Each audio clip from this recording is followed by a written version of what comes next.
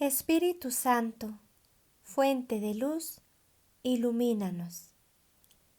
Conociendo al Espíritu Santo, nuestro Pentecostés personal. En nuestra iglesia, a la casi totalidad, nos han bautizado de niños. Todos afirmamos que tenemos el Espíritu Santo, pero lo cierto es que el Espíritu Santo, si se tiene, debe manifestarse, debe verse en el individuo. En la Biblia, cuando las personas están llenas del Espíritu Santo, los demás lo notan con facilidad. Cuando se trató de buscar a 7 diáconos que cumplieran con las obras de servicio en la comunidad, se puso como condición indispensable para esa elección que fueran personas llenas del Espíritu Santo. En la Biblia, cuando se habla de vida en el Espíritu, se asocia con ríos de agua viva, con vida abundante, con el fruto del Espíritu, amor, gozo, paz, paciencia, bondad, benignidad, fe, mansedumbre, templanza. Es decir, algo que se puede apreciar y evaluar. Con pena constatamos que abunda un cristianismo voluble. Entre un partido de fútbol y una Eucaristía, muchos cristianos no dudan en quedarse con el partido de fútbol. Entre muchos de nuestros cristianos no se nota el gozo de servir a su iglesia. Más bien, hay que violentarlos para que se comprometan en algún servicio. Existe una vida de veletas, hoy hacia la derecha de una piedad, muchas veces dictada por las circunstancias adversas de la vida, y mañana hacia la izquierda del olvido de Dios, un Dios para las personas que necesitan emergencias. Afirmamos que la Eucaristía es el acto de culto más grandioso que tenemos, pero la mayoría no comulga. Hay una ignorancia desconcertante en lo que se refiere a los conceptos básicos de nuestra religión, no solo entre las personas sencillas, sino entre los que han tenido oportunidad de frecuentar la universidad. ¿Dónde estará la raíz de este mal endémico que debilita a nuestra iglesia? En el fondo es porque las personas tienen el Espíritu Santo, pero el Espíritu Santo no las tiene a ellas. Se ha recibido como don el Espíritu Santo desde el bautismo, pero este Espíritu Santo está detenido en la persona, está entristecido o apagado, para emplear las mismas expresiones de San Pablo. Aquí cabría repetir lo mismo que Pablo les preguntó a los efesios. ¿Recibieron ya el Espíritu Santo? Esta pregunta Pablo la formuló a las personas que ya habían sido bautizadas, ya eran creyentes. Quédense en Jerusalén. Jesús, gran maestro espiritual, para que sus apóstoles se pudieran abrir al bautismo en el Espíritu, les impuso un encierro en el cenáculo, en Jerusalén. Les dijo: no se muevan de Jerusalén hasta que reciban la promesa del Padre. La Biblia dice que durante 9 días los 120 discípulos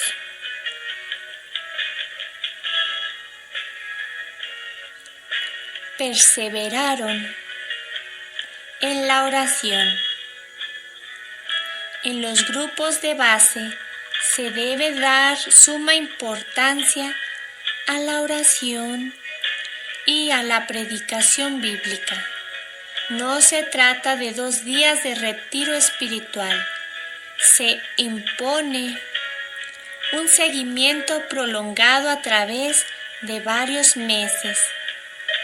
Nuestro neurótico hombre moderno necesita mucho tiempo para decidirse a bajar a la bodega de su subconsciencia.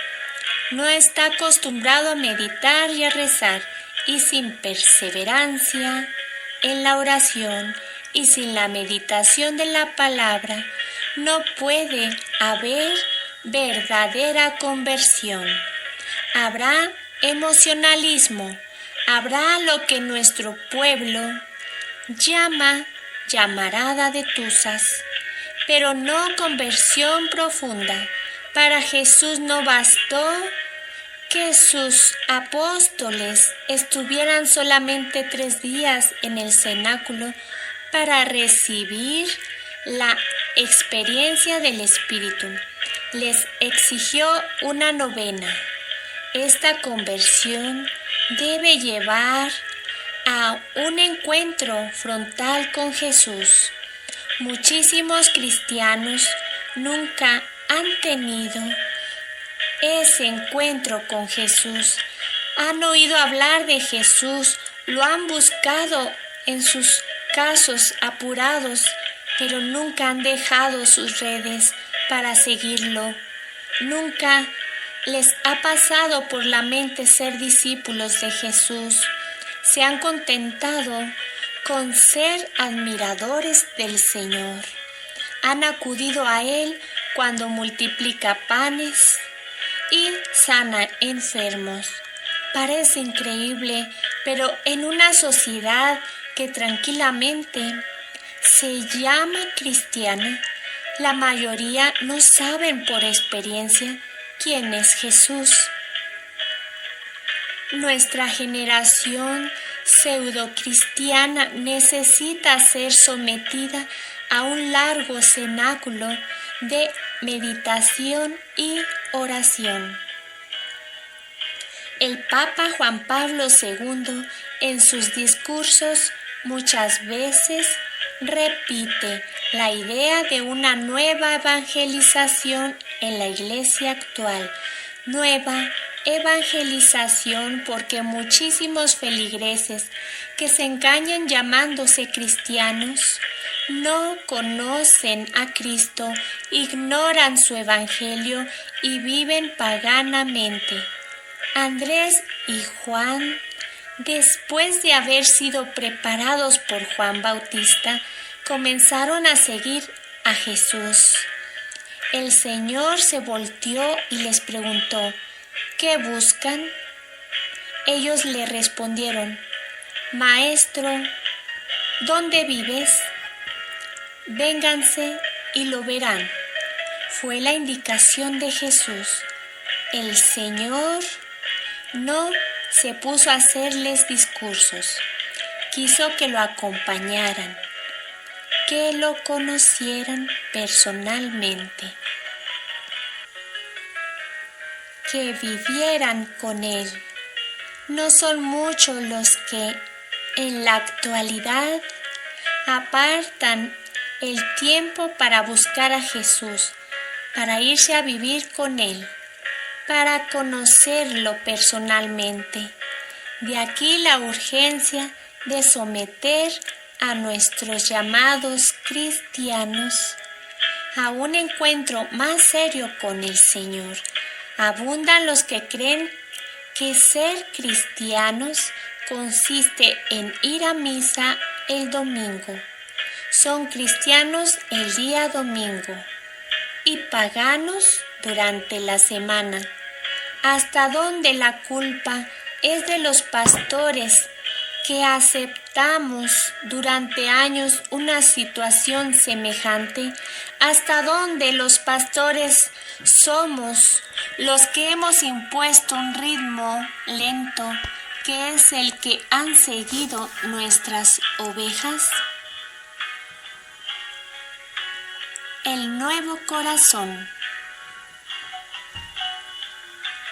Por medio del profeta Ezequiel, el Señor anunció que vendría una nueva era en la que el pueblo ya no cumpliría la ley rutinariamente por temor, sino de corazón. Para eso tendría primero que lavar sus corazones para luego meterles su espíritu en el alma. Sería la única manera en que el pueblo podría servir a Dios en espíritu y en verdad. La profecía del Señor decía: los lavaré con agua pura, los limpiaré de todas sus impurezas, los purificaré del contacto con sus ídolos. Pondré en ustedes un corazón nuevo y un espíritu nuevo. Quitaré de ustedes ese corazón duro como la piedra y les pondré un corazón dócil. Pondré en ustedes mi espíritu y haré que cumplan mis leyes y decretos. Para ser llenados del Espíritu Santo, el Señor indica dos cosas. Hay que quitar las impurezas y los ídolos. La blanca paloma del Espíritu no puede posarse en la podredumbre del pecado. El Espíritu Santo y la impureza no pueden convivir. Ídolo en la Biblia es todo lo que le quita el primer lugar a Dios en nuestra vida. Hay muchas cosas que en nuestra vida cuentan más que Dios. Esos ídolos deben ser derribados. A Gedeón, antes de que fuera invadido por el Espíritu Santo, se le pidió que derribara un ídolo que había en el pueblo. Gedeón no se atrevía. Sabía que eso le acarrearía múltiples problemas. Cuando al fin se decidió a derribar el ídolo, el Espíritu Santo le invadió y llegó a ser el gran líder de su pueblo. El Señor quiere cambiar nuestro corazón, quiere introducir su espíritu en nosotros, pero antes debemos lavar nuestro corazón y derribar nuestros ídolos. Solo entonces podemos comenzar a gozar de la vida en el Espíritu, de los ríos de agua viva, vida abundante, que el Señor ha venido a traer a todos los que con sed de las cosas espirituales se acerquen a Él para beber del agua del Espíritu Santo que brotó de su costado abierto. El Espíritu Santo en la nueva evangelización. Con motivo de la nueva evangelización promovida a nivel mundial en la Iglesia Católica, han aparecido muchos libros con este sugestivo tema. Pero con frecuencia no se dedica en dichos libros ningún capítulo especial al Espíritu Santo como el agente de la evangelización que Jesús dejó a su Iglesia. Todo el libro de los Hechos de los Apóstoles manifiesta el lugar esencial que ocupa el Espíritu Santo en la evangelización. no se puede pretender llevar a cabo una nueva evangelización eficaz si no se le da al Espíritu Santo el lugar que Jesús quiso para él en la difusión del mensaje evangélico. Jesús, antes de ascender al cielo, da una orden precisa a sus discípulos. Vayan, pues, a las gentes de todas las naciones y háganlas mis discípulos. Pero también les ordena, quédense aquí, en la ciudad de Jerusalén, hasta que reciban el poder que viene del cielo.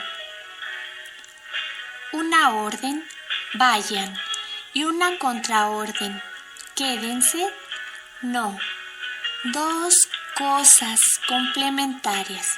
Tendrán que ir a todas las naciones, pero no sin el poder que viene del cielo. Por eso les envía a llenarse del Espíritu Santo en el cenáculo. Antes de partir hacia todas las naciones para predicar el Evangelio, Jesús les había dicho: ustedes serán mis testigos hasta en los últimos rincones del mundo.